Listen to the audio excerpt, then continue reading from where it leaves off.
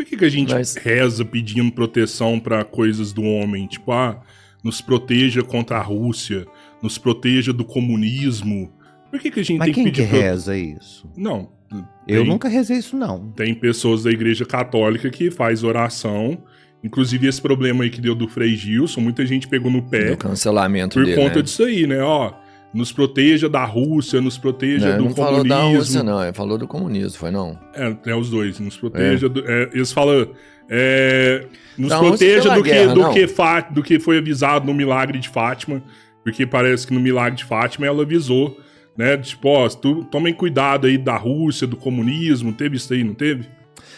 Olha, eu sou um padre que antes de falar qualquer coisa, pronunciar e até mesmo de rezar, principalmente em público, eu me asseguro de que eu estou de acordo com os documentos da igreja. Então eu não posso te afirmar que exista isso ou que não exista. Não posso te dizer se isso é verdade ou mentira, porque eu nunca li nada a respeito disso. Né? Acho estranho rezar para defender de um país, que eu não moro na Rússia, o que eu tenho a ver com Rússia? Então é muito louco isso Não, aí, mas né? é É uma porque tem parada uma guerra, separatista mesmo, isso aí. Não, mas isso é misógino, isso chega a ser criminoso, não sei. Não, Não eu sei. tento enxergar pelos olhos de outras pessoas, quando elas falam qualquer frase. A Rússia tá em guerra, né? Ela tem um maior poder bélico do que o outro país. É Mas mais não é de fácil. hoje, Você Alberto. entende? Não, tô tentando só enxergar o porquê.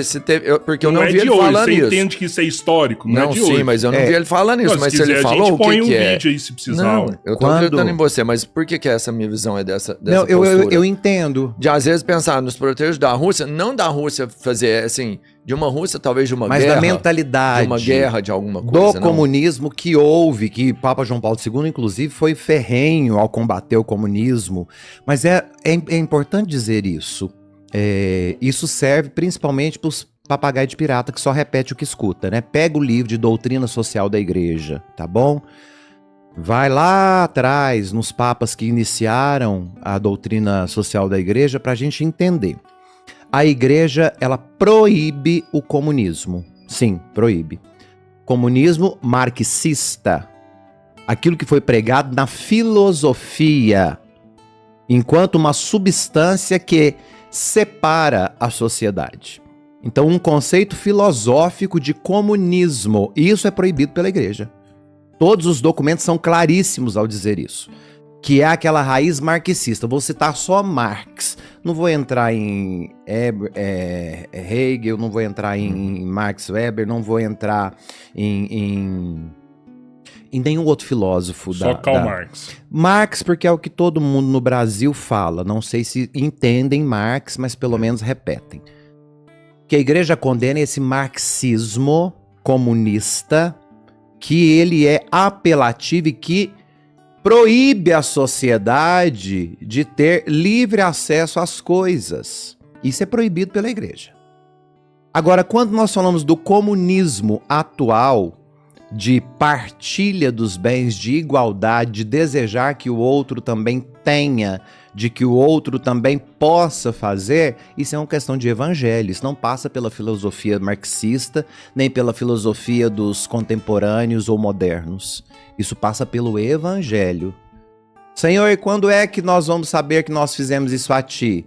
Todas as vezes que fizerdes isso ao menor de todos. Mas quem é o menor de todos? Todas as vezes que me deste de comer, todas as vezes que me deste de beber, todas as vezes que me vestistes, todas as vezes que me destes dignidade. É a mim que vocês estão fazendo.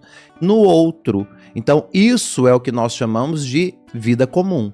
Que não é o comunismo marxista. O comunismo marxista é proibido pela igreja. Não é uma ciência política que a igreja aceite. Mas os documentos mostram isso. Porém, é importante saber que lutar pela igualdade das pessoas é evangelho. Evangelho. Então, quando eu me oponho à obra do evangelho, sem saber, apenas repetindo teoria, sem nem saber do que eu estou falando, eu estou prestando um contra-testemunho. O que você ia perguntar? Mas será que essa foi a mensagem de Marx mesmo? Proibir as pessoas de terem as coisas? O problema de Marx é que, para a época dele, para a época de Marx, nós estamos falando de um período pós-Revolução Francesa, pós-Revolução Industrial. Começo do capitalismo. O início do capitalismo gritante importante que tinha sido, inclusive, negado pela igreja na Idade Média, porque a Idade Média, por ter sido corrompida, a instituição visível da igreja foi corrompida pelos homens, a ideia do dinheiro tornou-se pecaminosa.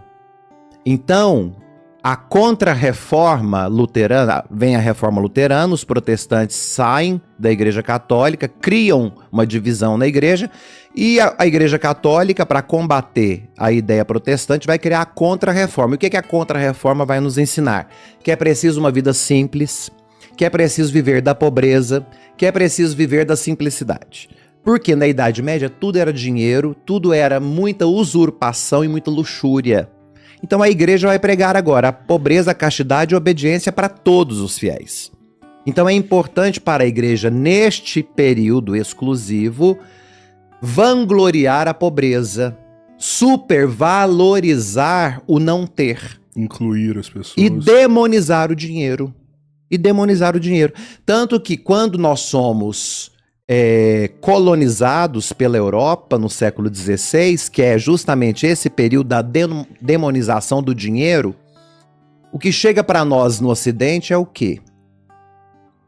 Que ser rico é pecado. Por isso que o rico não entra no céu, o camelo passa no buraco de uma agulha e o rico Mas não aí entra. nós estamos Isso é falando Jesus, de outro né? contexto. Jesus falou isso daí lá atrás. Eu vou explicar essa questão para vocês depois. Então, quando nós falamos do excesso de dinheiro, esse excesso de dinheiro, a usura, ela foi condenada pela igreja pós-Idade Média para evitar que caíssemos no mesmo erro que cometemos na Idade Média. O problema é que ninguém se pronunciou depois sobre isso. E hoje as pessoas trabalham, conquistam os seus bens e muitos se sentem culpados por serem ricos e bem-sucedidos. Por quê? Foi incutido pela mentalidade ocidental, do catolicismo ocidental, de que ser rico e próspero é um pecado, é errado. Aí quando a gente prospera e tem dinheiro, a gente sente culpa. Eu já tive para ficar rico várias vezes. E não ficou por causa disso, não foi, fiquei, Roberto? que eu pensava, te entendo, porra, pecado do caramba. Pecado, não pode ter dinheiro. Processo pago. É isso. Processo Não, sério, a igreja era pra- visível. Ter ficado rico já há muito tempo. Então, essa mentalidade, ela surgiu na igreja como forma de expurgar os fantasmas da Idade Média. Então, demonizou-se a ideia de ter dinheiro, a ideia de acumular bens. É totalmente contrário, né? A igreja quer ver a gente próximo. A igreja quer todos prósperos. Todos. Sim. E quando ela fala de todos, ela está falando do que é comum. E não é comunismo, é viver em comum. É pregar um Cristo que veio para que tenham vida e a tenham em abundância. Cristo não nos quer vivendo de restos. Meus queridos, quero lembrar a todos que está à disposição de vocês na nossa plataforma digital o nosso curso Decodificando o Apocalipse. Para você que tem curiosidade para entender aquela linguagem, para entender os símbolos, os números, nós trazemos para você agora um material maravilhoso explicando tudo aquilo que hoje gera muita dúvida, muita incerteza. Então venha participar conosco dessa turma de mais de 4.000 alunos que já estão decodificando o Apocalipse e já conseguem ter uma leitura muito mais ampla e muito mais concreta deste livro tão intrigante e ao mesmo tempo tão maravilhoso. Eu espero por vocês.